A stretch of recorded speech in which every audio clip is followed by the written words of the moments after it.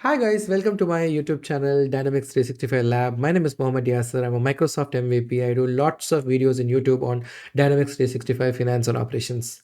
So in this particular series, I've been running the series from past like 2-3 years now. There are so many videos out there. In this series, I make sure to simplify all the difficult concepts of Dynamics 365 in a very simple and easy to understandable way. If you are looking for a complete full course, you can click on the link below. It's in Dynamics 365 Lab website. You can go there and look for the content details and try enrolling into the course. The basic concept of the course is we start everything from the scratch, and I make sure to play a role of a friend sitting next to you and explaining all the complex and difficult concepts of finance and operations in a very easy, understandable way.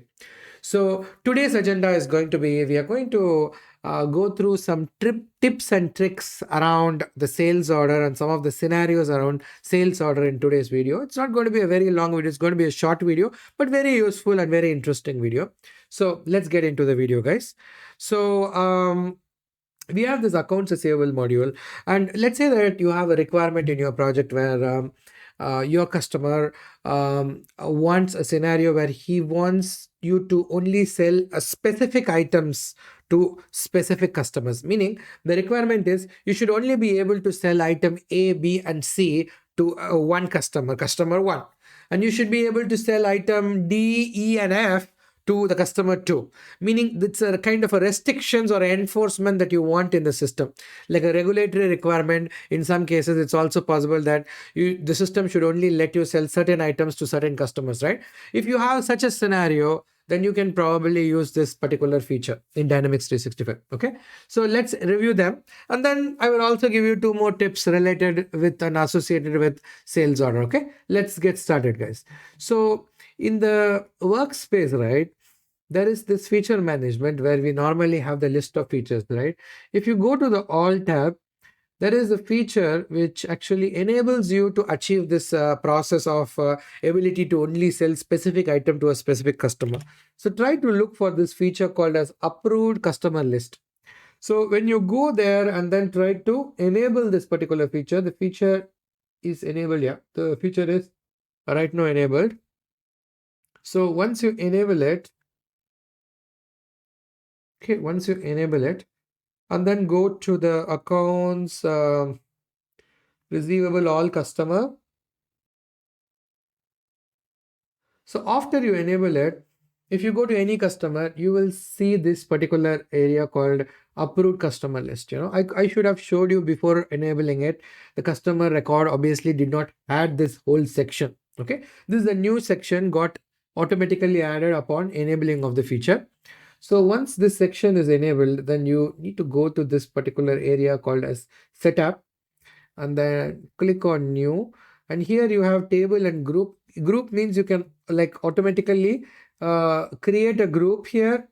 Okay, create a group here, and within this group you can add the list of items, and you can probably use the group. Okay, so this will be a group of approved items which you predefined, and you can probably map the group inside the customer.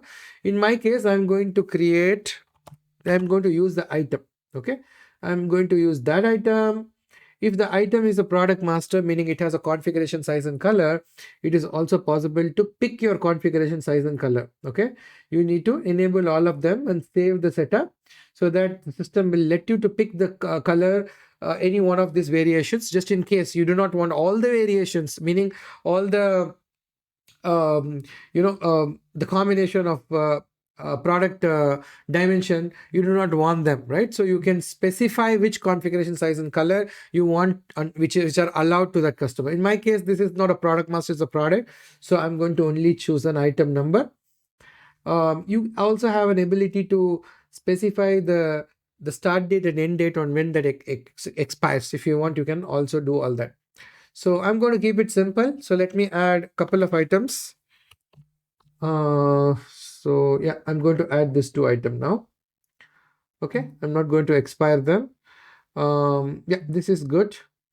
So after you have this item, and you will see them in the approved list, and then you will see the effective period, etc. This is a very simple setup. Once you do that, get into the customer also. In the customer, there is a field, I believe, got added inside the customer. So this is this one here. So at the moment, by default, it is enabled with no checks here. So change it to either warning. Warning means it will warned if you try to add any other item other than the one. Not allowed means it will not even allow. Okay. So if you have a group, you will also like tag the group here. In our case, we are not using group. We are only using the item directly, right? So I'm going to choose not allowed here and save it. So that's the main setup that you need to take care of. And after that, go to the sales and marketing, all sales order. Let's create a sales order quickly. I need to pick the right customer for which we have set up everything, the approved list. So that's the one. Site and warehouse, create a sales order. And then try to click on the drop down. You see that only 2 items are available, which are a part of your approved item. Okay. So you pick them. So this is how, guys, you restrict a specific customer to have only certain items available. Okay. If you try to change it and try to go to the all item and pick another item, the system will not let you. If you are choosing the warning only, the system will still let you, but it will warn you. Okay. If there is no check, then system will still simply let you to do. Those are the significance of those parameter inside the customer master. So we have added them. Okay, so this is one thing that I wanted to show you. So if you want more tips, then let's say, for example, we've already seen this briefly in some of our videos. If you wanted to watch about the partial receiving or partial delivery or scheduled delivery of the sales order, etc., we've already done a lot of videos in the past, or you can even enroll into my course. We've covered them all in detail. Okay, so I'm not going to like repeat those concepts again, but let's try to touch upon certain questions which people repeatedly ask to me about partial delivery of the product. The partial delivery can be handled in multiple ways. I'm going to show one of the way. I'm going to also assume the fact that we do have something called as a picking list posting and picking list registration before the packing slip. We can directly post packing slip, but depending on the setup or parameters inside the item model group, in some cases we may need to first do the picking list and picking list registration as couple of steps before we go ahead with the posting of a packing slip. In my case, I have made sure to have the picking list and picking list registration to be a mandatory steps before posting the packing slip. And if I want to partially deliver, let's say, for example, this product out of 10, so then what we can do is, we have seen in the past, right? There is this delivery, there is this deliver now button, right? There's deliver now field here. So let's say, for example, oh, it's automatic reservation.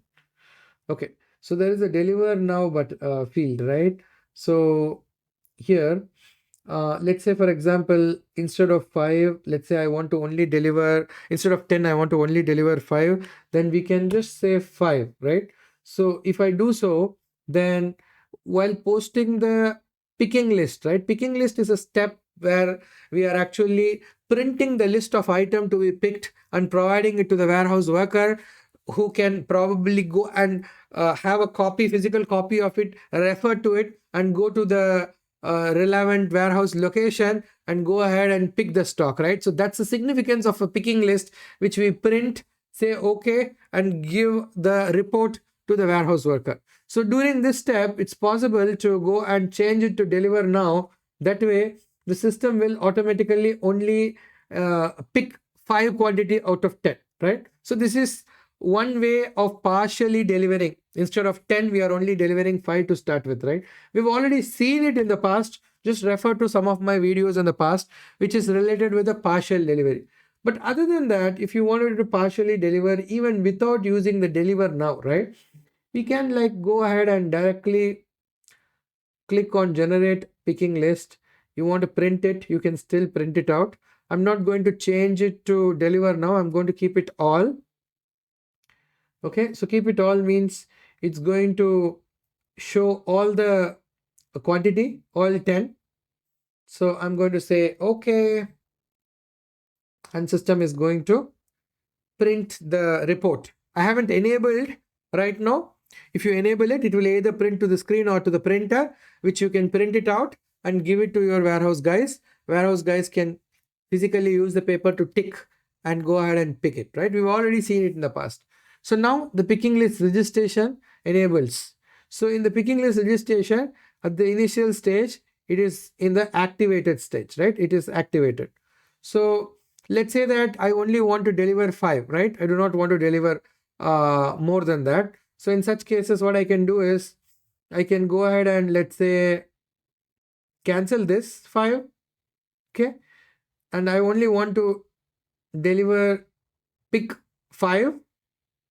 And here also I want to only pick 5. I can use the concept of splitting, okay? So let's say 5.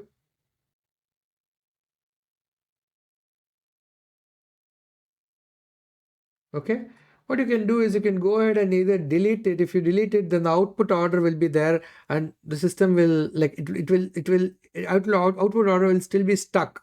So what we'll do is we can choose the second 5 and go ahead and just cancel it out.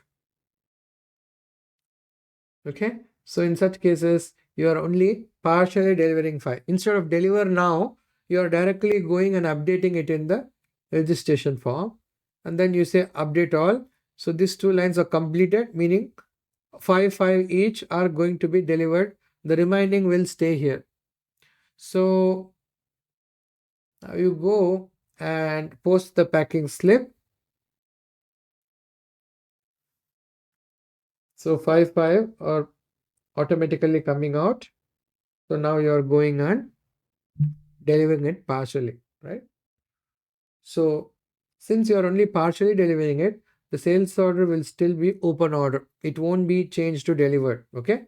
So what you can see is you can get the full picture of all of this in the general tab in the line quantity. If you go to the line quantity section, it will say that 10 quantity of each of these lines. 5 are yet to be invoiced because they are only delivered, meaning they are delivered.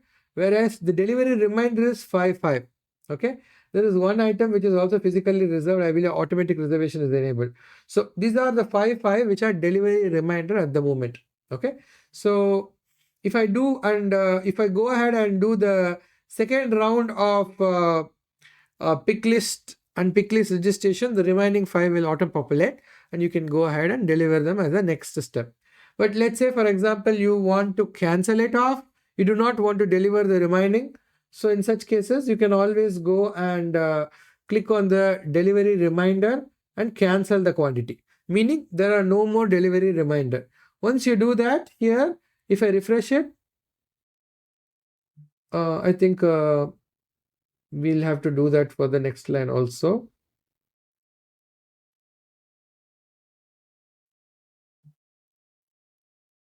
Okay. So if you refresh it, then the status here changes to delivered, and there's also a line status which also changes delivered here. Okay, so this is how you work with the partial delivery without using delivery now, by splitting the registered quantity, and then you can just go ahead and cancel the registration if needed. So this is one step. And let's say, for example, you wanted to know all the sales order lines which are delivered but yet to be invoiced. Okay, if you have such a scenario, you can always go to the sales order, open lines. Okay, for example, if you have a customer requirement where they want to know a list of all the sales order lines which are delivered but not yet invoiced, then you don't need to worry much. Like here, open sales order lines, if you go there, okay, here you can insert a column. You can just say, I think line status, right? So just add it. Okay, then I'm going to save it. Okay, so now moving forward, what I can do is I can just go and filter it, and this way it will only show me all the lines. I believe the last one will be our two lines in the sales order which are delivered but not yet invoiced, right? So you will see all complete list of item lines which are delivered but not yet invoiced. If the customer wants to have a visibility of all that, you can probably propose that particular field. That's another tip I wanted to provide you with. So we have seen about the approved customer, we have seen about this particular registration splitting process, and we have also seen about how do we see the list of delivered lines but not yet invoiced, right? So that is another way. And usually you would have noticed that whenever you're creating a sales order, sometimes one more subscriber asked a question that he's trying to create a sales order and trying to register the sales order. The sales order is automatically like trying to print a picking list for the sales order, but it's automatically getting registered. Even he did not do anything, he did not try to register it, but it's getting auto registered, right? Doesn't want that to happen, but he don't know why it's happening, right? If that is something that you are also coming across, then that's because, let's say for example, this is an item, right? This item, what I'll do is I first generate picking list, and then I go ahead and register the packing slip. If you want to automate the second process, the second step, then what you can do is you can go to the accounts receivable parameters, I think update, and here this one changed to completed. Okay, picking route status changed to completed. Save it. Okay, so if you do that, then as soon as you generate picking list,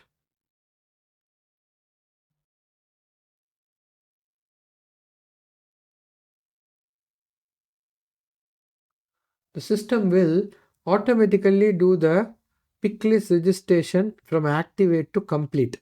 So which means that you don't need to go through this step. It's automatically completed by default. So which means that the status of that particular item is registered now. So you can go ahead and post the packing slip. This sometimes happens and you might be wondering why it is automatically happening. I do not really want to do it. I probably want to do it in a two-step way. Then that's because someone have changed this parameter from completed. Okay, you need to change it to activated. If you do so, then it will work in a way that you should manually go and register it. Okay, that is another answer to a question posted in the comment section, which I wanted to answer as well. So likewise, I will try my best to give you more tips and tricks and more scenarios related with sales order, purchase order in upcoming video. I'll try to answer to some of your questions that you raised in the comment section. So keep commenting, keep supporting the channel, and if possible, also try to enroll into the course if you want to understand more and want to learn about more advanced topics and dynamics, various other concepts in Dynamics 365 Finance and Operation. Until then, thank you so much, guys. See you on another video.